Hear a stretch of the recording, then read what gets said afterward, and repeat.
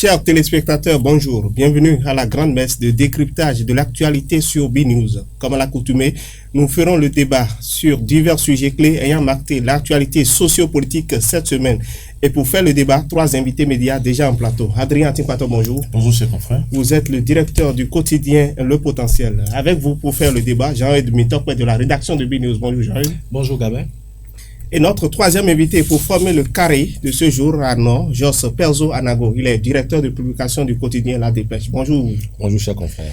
Alors, tout à l'heure, nous ferons le débat autour de ce phénomène devenu viral depuis quelque temps. Il s'agit de la transhumance politique qui met au devant de la scène divers acteurs politiques qui s'illustrent dans des ralliements parfois contre nature. Mais avant, nous parlerons de cette nouvelle qui n'est pas sans réjouir les militants du parti Restaurer l'Espoir. Leur formation politique est en passe d'obtenir son récépissé provisoire, cette pièce essentielle qui formalise désormais l'existence juridique de cette formation.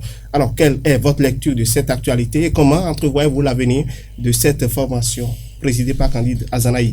Alors, vous nous le direz dans un instant. Tout de suite, nous embarquons pour la première rubrique de l'émission. Voici les notes de la semaine.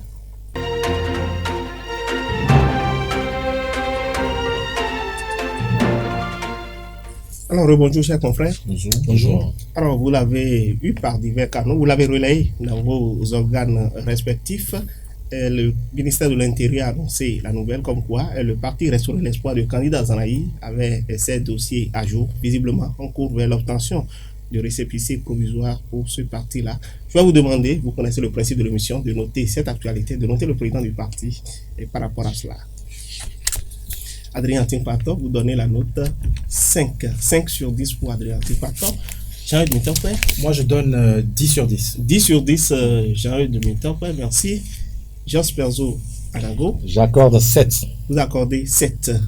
Alors, vous avez visiblement donné diverses notes. Je commence par Adrien Tinkwato. Vous avez donné 5. Apparemment, cette démarche de candidat ne vous a pas rassuré. Non, pas que la démarche ne m'a pas rassuré, mais Azanaï aurait pu nous éviter le yo-yo politique et médiatique auquel nous avons assisté, étant donné que il savait pertinemment que sans cette démarche, il n'aurait pas le récépissé. Il a mis ce temps et vous vous rappelez de tout ce qu'il a fait comme bruit, qu'il ira aux élections et qu'il fera ci, qu'il fera ça. Et finalement, il s'est obligé de se rabattre, de respecter maintenant les tests de la République. Et ce qu'il a refusé depuis toujours, c'est ce qu'il a fini par faire. Et comme ça, quand vous le faites, quand il a privé comme ça, d'abord, ses militants, ses sympathisants, d'aller aux élections législatives, il aurait pu le faire et obtenir son récépissé au lieu de s'opposer et de décider d'aller frontalement contre le pouvoir de la rupture qui est resté droit dans ses bottes. Mais aujourd'hui, c'est ce qu'il a refusé qu'il est obligé de faire. Donc, quand je prends ça, je peux analyser pour dire, au lieu de lui accorder plus de notes, je dis non, il a juste la moyenne 5 sur 10. Et s'il travaillait,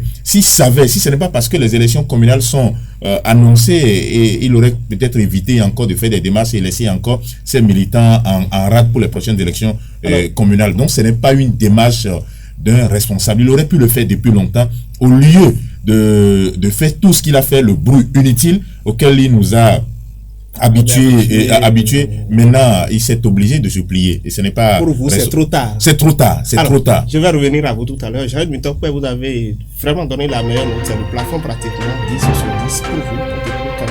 Les siens ont fait la bonne option. Oui, il faut saluer la démarche qui a été celle du parti Restaurer l'Espoir et également de Candide Azanaï. Moi, j'ai donné 10 simplement parce que c'est un pas.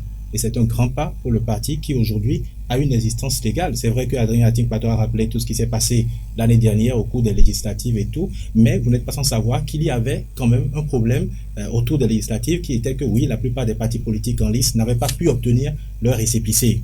Il est de bon ton que certains puissent quand même revendiquer. Oui, c'est vrai que la méthode d'Azanaï n'est pas toujours recommandée.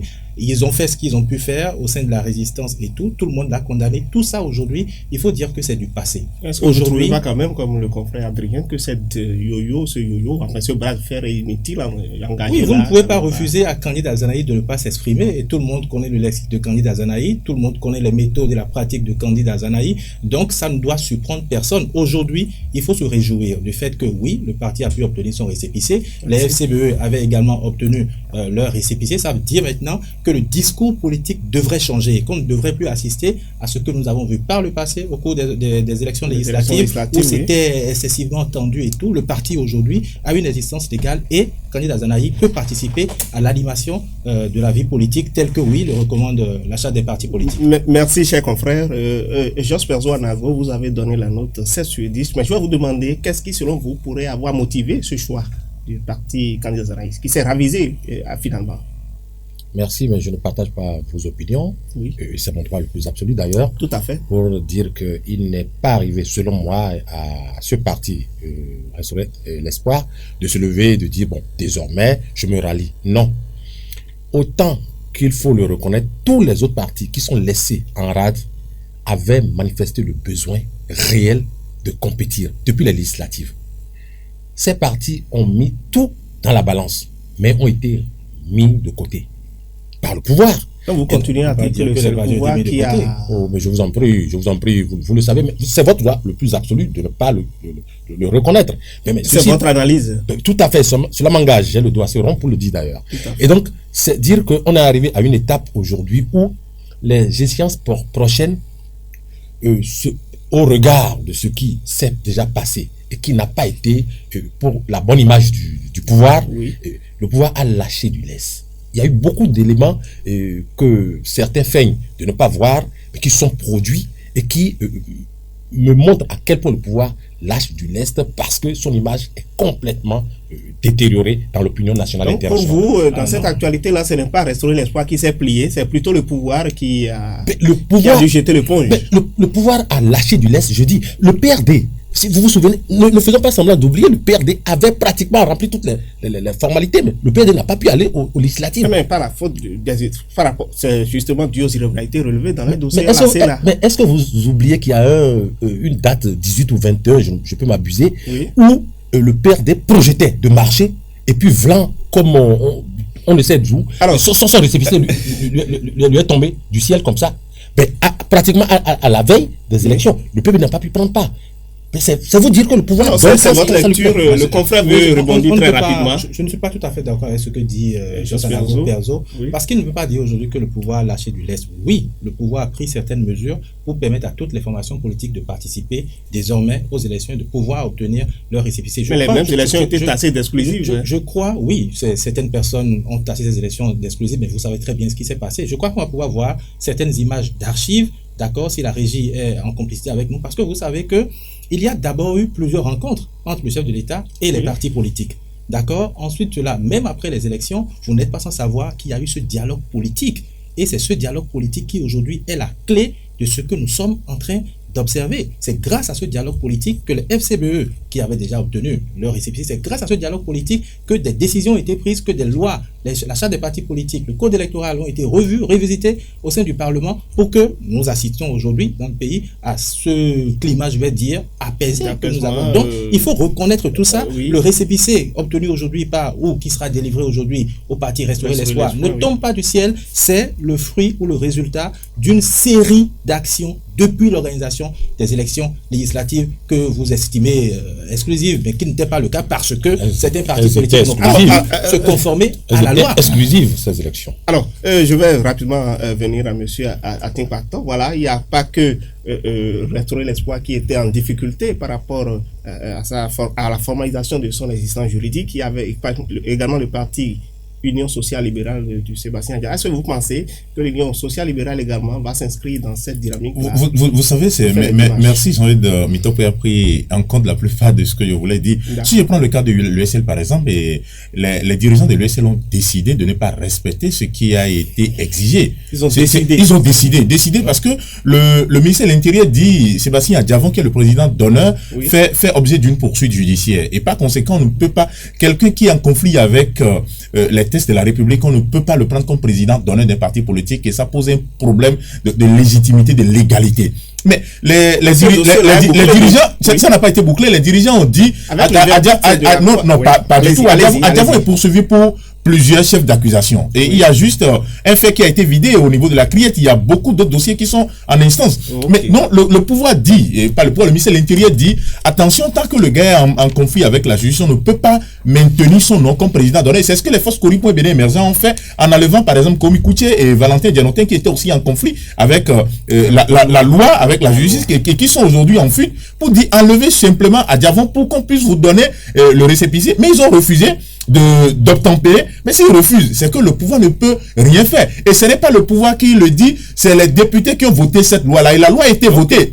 Cette loi a été votée. Ce n'est même pas sous, c'est sous Talon, mais ce n'est pas avec les députés de Talon, comme le dit aujourd'hui, pour dire que c'est Talon qui compte les 83 députés. C'est au moment où, que ça soit Restaurer l'espoir avec déjà un député de l'Assemblée nationale, et Mitokwe, et l'FCBE était représenté, et l'FCBE aussi ont voté cette loi-là. Et même, je crois, Valentin Dianotin était à l'Assemblée nationale quand on a voté cette loi-là. Donc ce n'est pas la faute du pouvoir, ce n'est pas la faute du ministre de l'Intérieur. On a dit essayer de respecter ce que les tests disent. Voilà. Talon dit je ne veux pas faire de la compromission, je ne veux pas piétiner les tests. Ce que je veux, c'est que les tests soient respectés. Les tests ont été votés, c'est pour ça. Un peu avant qu'on ne se retrouve, il a dit lors du dialogue, il dit je ne veux rien faire pour piétiner les tests. Il faut que les députés retournent à l'Assemblée nationale pour voter. Et c'est à la suite de ça que les conclusions ont été prises. Adrien, voilà ce qui s'est passé. Compris le fond de votre analyse. Joseph Zouanago, il le disait tantôt, apparemment le parti USL est en train de s'obstiner, afficher une certaine obstination par rapport au respect des textes. Est-ce que vous partagez la même lecture?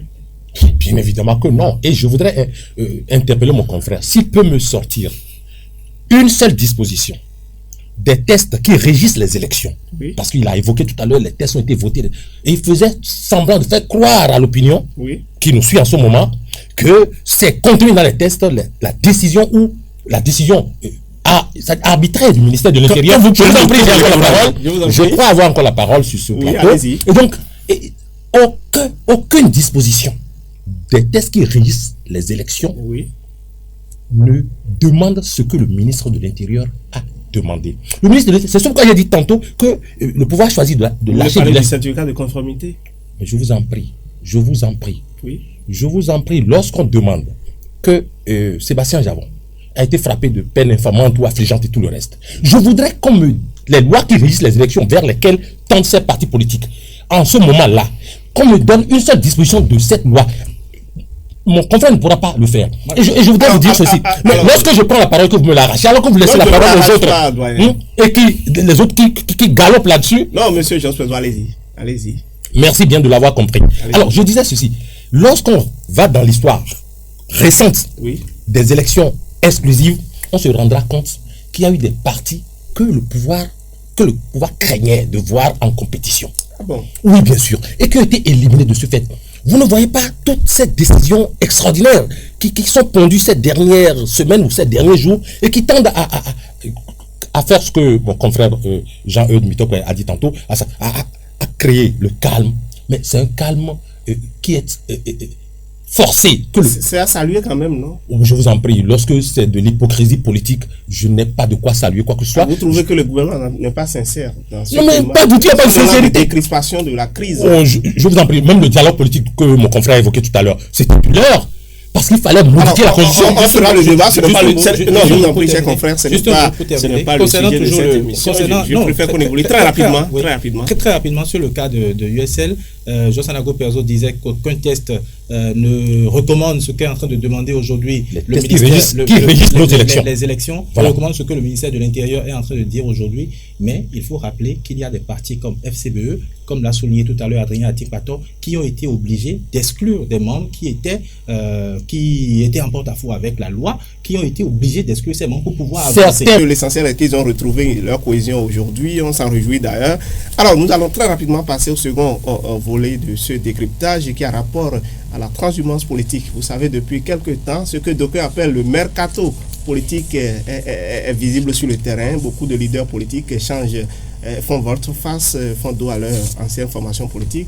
Et l'une des démissions qui continue encore de faire couler beaucoup d'encre et de salive est celle de l'honorable, l'ancien député Zéphirin Kenyaoundé, qui a donc quitté son ancienne formation politique et a rompu les amas avec l'USL pour embarquer la trompette du bloc républicain, si je peux m'exprimer ainsi. Alors, si vous devez noter ce revirement-là, cette actualité-là, quelle note allez-vous lui donner? Je commence cette fois-ci par Jean-Pierre Ouanago. Merci, cher confrère. Il y a eu une petite erreur d'écriture ici. C'est 4 en fait, ce que vous voyez là. Ah d'accord, vous êtes en train 4. de donner Il manquait la barre. 4 oui, il manquait la barre pour faire 4. Donc je donne 4 à cette actualité. Alors, Jean-Yves Mitokwe, si vous devez noter. Je vais faire un peu comme Jean-Pierre Ouanago, mais moi je donne juste 5. Plus 1. Voilà, je donne 5. Alors, merci Jean-Yves. Alors, je reviens à Adrien Tinkwato. Si vous devez noter cette émission-là, de façon la transhumance politique aujourd'hui, avec en toile de fond le cas Kenya Oundé, quelle note allez-vous donner? Alors, vous donnez 8. Et justement, je vais commencer par vous. Vous avez été pratiquement le plus généreux du plateau par rapport à ce sujet-là. Pourquoi avoir donné 8? Vous savez que Kenya Oundé, pour démissionner d'une formation politique, il faut parler d'abord de la légitimité, de la légalité. J'en ai parlé tout à l'heure. Oui. Et moi, je pense que le parti, en réalité, n'existe pas légalement. Comment on l'appelle? L'USL n'existe pas légalement. Kenya Oundé a décidé de faire route avec l'USL. Et en temps, il a compris que les gens de l'USL ne sont pas dans la même dynamique que lui. Et puis il est parti. Et aujourd'hui, dans notre pays, aucune loi aujourd'hui n'empêche quelqu'un, dès que vous retrouvez quelque part et que vous ne vous sentez plus à l'aise avec les idéaux, avec les objectifs fixés, de quitter. Aucune loi. Et ça va être difficile d'aller dans notre pays de dire aujourd'hui ou qu'on vote une loi. D'ailleurs, la Cour constitutionnelle l'a déjà refusé et qu'on dise qu'on ne peut pas quitter un parti X pour un parti Y. Kenya Oundé a compris que l'USL n'existe pas légalement et quand ça n'existe pas légalement, il ne peut pas compétir à une élection alors que lui, il a sa vision. N'oublions pas qu'il a été député, il a été maire, il a été président de l'association des maires du Zou et ensuite maintenant, il cherche aussi, dès que vous êtes un acteur politique, il faut chercher à gagner à se positionner et n'oublions pas que c'est possible, il est conseiller communal là maintenant dans le conseil communal de Zobodomé et il a raté de justesse la mairie et pourquoi pas mais s'il est dans une formation politique qui n'a pas d'existence légale et avec cette formation il ne pourra pas aller aux élections, il deviendra quoi? Il deviendra, alors que Kenya Oundé n'est pas encore trop vieux et là il va mourir politiquement, être enterré et aucun homme politique ne veut mourir politiquement et surtout prématurément. Alors donc, je vous ferai la même question, Jean-Yves Mitokwe. Tout à l'heure vous avez donné la note 5 sur 10. Est-ce que selon vous les raisons avancées par Kenya Oundé, parce qu'il a dit au travers d'une émission télévisée, il ne peut pas continuer à résister, à afficher l'opposition par rapport à un régime qui visiblement offre des garanties, qui travaille, qui a des résultats? Est-ce que quand même on ne peut pas comprendre cette posture? Il peut toujours rester au sein de l'USL et applaudir le régime, personne ne lui refuse cela. Mais il ne pourra pas le faire. Donc là, Mabalo s'est présenté quelque part seulement, les gens l'ont charcuté médiatiquement. Non, il ne peut pas rester à l'USL le faire. Il se prend à lui seul tout le temps. Vous savez, il ne faut pas faire la promotion des contre-valeurs. Zéphiré Kenya Oundé n'est pas une valeur en politique, je suis désolé de le dire. Et vous savez, c'est vrai, on ne peut plus aujourd'hui vous faire la liste de tous les partis politiques qu'il a parcourus. Adrien Tinkwato disait tout à l'heure qu'il a été maire, il a été député. Ce n'est pas une raison pour virer à 190 degrés au quart de tour dès qu'il y a des difficultés au sein de votre formation politique. En principe, on a vu Zéphiré Kenya Oundé condamner le pouvoir, organiser des conférences de presse et tout ça. Oui, c'est vrai aujourd'hui que les élections approchent et qu'il veut se positionner. Il peut continuer à faire son militantisme ou il peut continuer à soutenir la formation politique l'USL aujourd'hui. Il n'a pas besoin de se rallier forcément à la mouvance. Mais est-ce que vous pensez qu'au sein de l'USL, il y aura les coups de France vraiment pour applaudir les actions du régime? Il est leader politique. Il est en griffe, si vous voulez, un intellectuel. Il a à imposer ses idées, ses convictions au sein du parti et à mener. Mais si ces idées se démarquent de l'idéologie du parti. De quelle idéologie, de quel parti? De l'USL. Comment est-ce que vous pouvez savoir que les idées qu'il prône se démarquent de l'idéologie du parti? L'USL s'affiche parce qu'aujourd'hui, il n'a pas pu de façon claire. Il fait partie de là. Il ne faut pas qu'on raisonne sur du virtuel. Il faut partir de sa lettre de démission. Qu'est-ce qu'elle dit, la lettre de démission? Ça ne dit rien. Il démissionne pour des convenances personnelles. Il aurait dû dire oui, il y a tel dysfonctionnement, oui, je ne peux pas me présenter aux élections, oui, j'ai telle ambition, oui, j'ai tel, et on aurait mieux compris le fond de son passé. Et quand on l'écoute au meeting à Zogodomé, où il dit oui, c'est maintenant parce que je veux applaudir que je viens de l'autre côté. Le temps où les acteurs politiques applaudissent le chef de l'État est révolu. D'accord. Je dirais que aujourd'hui, je ne sais pas ce qu'il va apporter. Je ne sais pas ce qu'il va apporter. Je ne sais pas ce qu'il va apporter de façon concrète aujourd'hui au bloc républicain. Mais bon, on verra bien. Merci Jean-Yves. Je vais rapidement donner la parole à Jos Perzo Anango. Vous avez donné la pire note, l'une des notes pratiquement médiocre. Est-ce que pour vous, vous n'approuvez pas du tout cette démarche, ce volte-face des Zéphirin Kenyahondé? Chers confrères, laissez-moi, ce n'est pas de mes habitudes, de dire merci à mon confrère Jean-Eudes pour avoir tiré dans le mille. Il a dit vraiment ce qui mérite d'être dit. Non, mais il a donné son opinion. Oh, ben, son opinion est la bonne en ce moment parce qu'il faut dire la vérité. Il l'a dit pour une fois au moins sur ce plateau. Alors, je m'en vais dire ceci pour vous répondre que moi, ma note 4, je l'ai dédiée à toutes les réformes, surtout celles concernant le système partisan. Bravo! Voilà où on en est, par exemple, avec les réformes du système partisan. On nous a fait chanter sous tous les toits ici. Et que, à Dia, c'est la meilleure réforme possible, la réforme du système partisan. Après ça, ce serait le c'est-à-dire, à vous résumer, la persistance de la transhumance politique traduit un échec de cette réforme-là. Un gros échec, un échec gros et gigantesque. Oui. Et on ne s'en remettra pas avant les 10-15 prochaines années si on maintient ce système. Mais que peut-on faire pour y remédier selon vous, très rapidement? C'est-à-dire, il y a eu cette si on doit corriger cela. Si on doit corriger cela, franchement, le système, la réforme là, est une mauvaise réforme. C'est de repartir en arrière, les cartes, tout à fait réduire les cartes, parce qu'en fait, il faut lire l'histoire d'un pays, l'environnement, le contexte et tout le reste. Donc, cela n'a pas été fait dans la précipitation, mais moi j'ai compris finalement qu'il y avait un but qui était recherché. C'était que le chef de l'État puisse se retrouver avec ses formations politiques à lui. Et il a réussi ça. Donc, pour déjà. vous, le phénomène pourrait perdurer. Mais vous ne voyez pas que l'on quitte BR pour UP, pour et autres. Et qui pourrait être le prochain transhumant selon vous? Ben, ce ne serait pas moi en tout cas. Il y a le maire d'Agbanizou qui va rejoindre bientôt, je crois, ce week-end également, qui va quitter également ce USL. Samedi, là, qui va quitter USL pour le bloc républicain. Mais vous savez rapidement par rapport à ce que Jos Perzo a dit concernant la transhumance politique. Oui. Moi, j'ai l'impression que même si on revient sur cette réforme, on n'arrivera pas à régler cette question parce que c'est l'essence même de la politique. Passer d'un camp à l'autre en fonction des intérêts du moment, ça arrange tout le monde, ça arrange tous les deux camps. Est-ce qu'il n'y a pas de loi, il n'y a pas un encadrement à faire par rapport à cette transhumance? Aucun encadrement aujourd'hui ne peut empêcher les gens, dès que vous vous retrouvez dans une formation politique, que vous ne vous sentez plus à l'aise de quitter là pour une autre formation politique. Et je voudrais dire à mon aîné Perzo, et ceci très rapidement, la politique d'abord c'est un jeu d'intérêt et ensuite de passion. Si quelqu'un ne s'y retrouve pas, que la personne puisse dégager. Et quand vous prenez aujourd'hui cette réforme que Perzo ne salue pas, on a réussi au moins à quitter 3000 formations politiques à moins de 15 aujourd'hui. Oui. C'est tellement important. Oui. Aujourd'hui, il ne s'agit plus de se lever pour dire j'ai des militants et votre parti politique, le siège est dans le sac.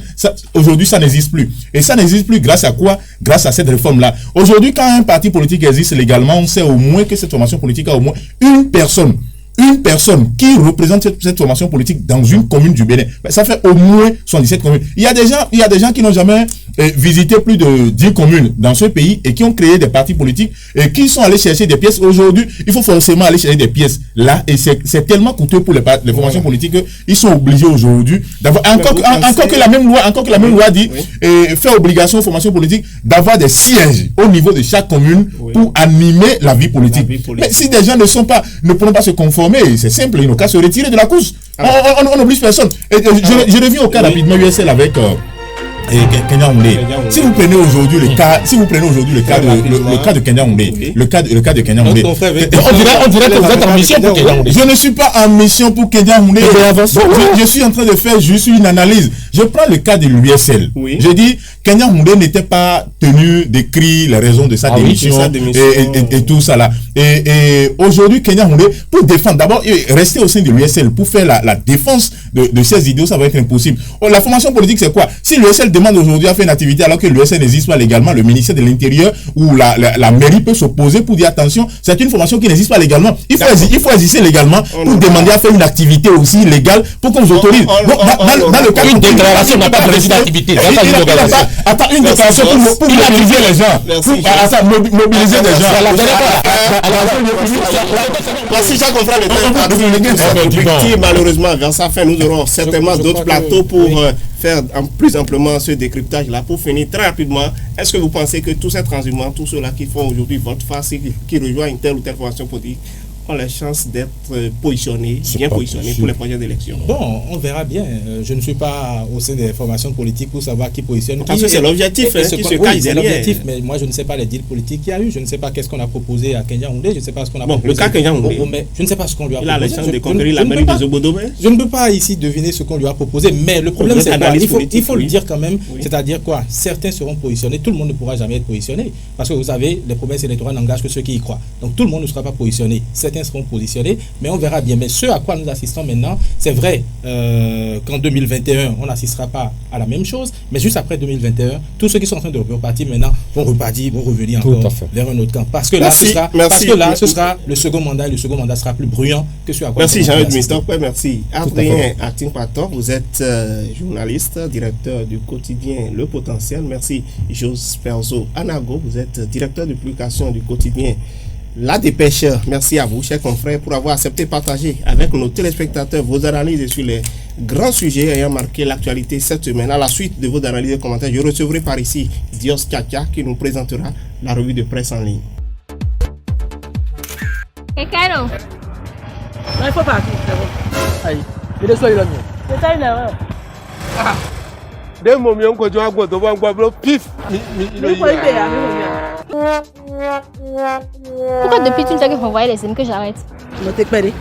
Moi, c'est Midjan, c'est Midjan. Il y a Semidjan et il y a Semidjan. Attends, nous voulons deux. Ah, voilà. C'est bon. Tu vois, moi, je prends toujours le Semidjan Mobile Money. Et à ton âge, tu dois l'adopter. Adoptez les nouveaux informés et accrédités. Avec MTN Zim Choco, c'est la sécurité garantie et jusqu'à 900 francs de bonus d'appel. Tapez simplement étoile 410 et payez vos courses. Pour consulter votre bonus, composez étoile 124, étoile 265, dièse.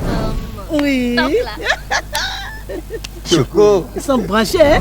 Everywhere you go.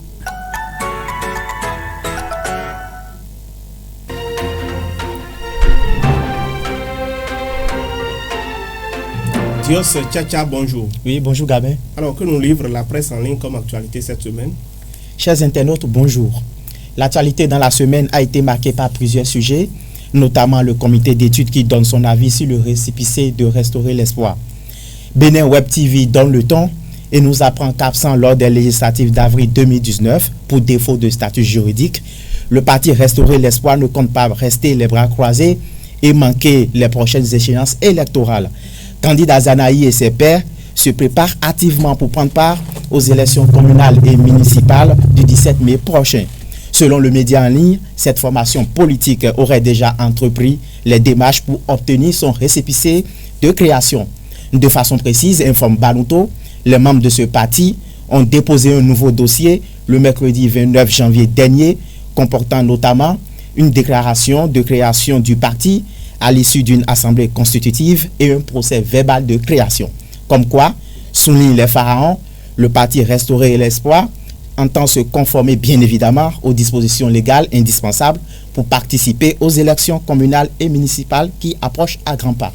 Alors, on dirait que le comité d'études des dossiers du ministère de l'Intérieur, vous l'avez dit, c'est comme si le comité a visiblement fini son travail. Oui, bien évidemment, au portail d'affirmer sur ce dossier que le comité d'études des dossiers a fini son travail et a émis un avis favorable. Il va sans dire bien évidemment que candidat Zanaï et les siens recevront le récépissé provisoire du parti. À charge pour eux ensuite de le faire publier au journal officiel qu'il présentera au ministère en vue d'obtenir son récépissé définitif. À Bénin Web TV de conclure qu'avec cette démarche, Restaurer Espoir laisse ainsi sur le carreau l'Union sociale libérale et le Parti communiste du Bénin qui continue de s'opposer aux exigences du ministère de l'Intérieur et de la Sécurité publique en charge de la délivrance des récépissés d'enregistrement. Quelle autre actualité a marqué la semaine? Un deuxième sujet ayant marqué l'actualité ces derniers jours est relatif au classement FMI sur la pauvreté. À ce propos, l'événement précise que le Bénin quitte les 25 pays les plus pauvres du monde. L'auteur de l'article indique qu'après 4 ans de gouvernance du chef de l'État Patrice Talon, le Bénin quitte officiellement le groupe des 25 pays les plus pauvres de la planète. En effet, selon le dernier rapport du Fonds monétaire international, le Bénin est classé en 2016 parmi les pays les plus pauvres du monde. Selon l'Institut de Bretton Woods, la pauvreté du Bénin est passée de 37% en 2006 à 50,9% en 2015. À compilant les résultats économiques des pays sur la période allant de 2009 à 2013, le Bénin était classé 27e le plus pauvre de la planète. Mais en 2016, pendant que le président Talon venait au pouvoir, le pays s'est retrouvé à la 20e place. Pour cette édition 2016, l'Éthiopie et l'Érythrée ont réussi à sortir du top 10. Quant à la situation, s'est nettement améliorée pour la République démocratique du Congo. Même si la hausse brutale du coût du dollar a impacté tous les pays africains, le Burundi, avec $298 de PIB par habitant en 2013, 330 en 2014 et $315 en 2015, est le pays le plus pauvre du monde. Des statistiques utiles qui viennent aujourd'hui soutenir celles déjà reçues relativement aux 10 pays à économie les plus dynamiques dans le monde. Encore une fois, mentionnons Pharaon, les efforts du gouvernement, les réformes opérées produisent leurs effets. Il revient maintenant aux dirigeants de travailler pour s'éloigner davantage des mauvais classements, souligne l'événement précis. Alors, Dios Tchacha, l'actualité relative aux prochaines élections communales n'a pas visiblement été occultée par la presse en ligne. Oui, bien évidemment. Un autre sujet ayant marqué l'actualité ces dernières heures est lié aux élections communales et municipales 2020. Le gouvernement a décidé de la gratuité des actes administratifs, mentionne Banuto. Pour sa part, Bénin Web TV insiste sur le fait que le gouvernement prend une mesure en faveur des candidats. Selon le communiqué du ministre de la décentralisation et de la gouvernance locale, rendu public ce 5 février 2020, cette mesure spéciale concerne toutes les mairies du Bénin. Il est demandé à tous les maires, bien évidemment, sur toute l'étendue du territoire national, de faire délivrer gratuitement aux candidats certains actes administratifs. Selon le communiqué, les certificats de résidence et les légalisations de toutes pièces constitutives de dossiers de déclaration de candidature à la Commission électorale nationale autonome sont concernés par cette mesure. Nous voici à la fin de cette revue de presse. Merci pour votre attention. À la semaine prochaine. Dios Tchacha, merci. Merci Gabin. On se retrouve très prochainement. Alors, passez un bon week-end. À toi pareillement. Alors, ainsi se referme notre deuxième rubrique de l'émission. Merci et à tout à l'heure. Nous sommes la banque qui vous accompagne le mieux. Nous sommes la banque qui vous aide à concrétiser vos projets. Nous sommes dans 20 pays en Afrique avec une présence à Paris, Londres et New York. Mais aussi à 2 pas de chez vous. Nous disposons de moyens sûrs pour vos transactions financières. Nous nous adaptons à l'ère du temps pour vous satisfaire instantanément. Quel que soit votre profil. Nous sommes UBA, la banque de ceux qui construisent l'Afrique. UBA, Africa's Global Bank.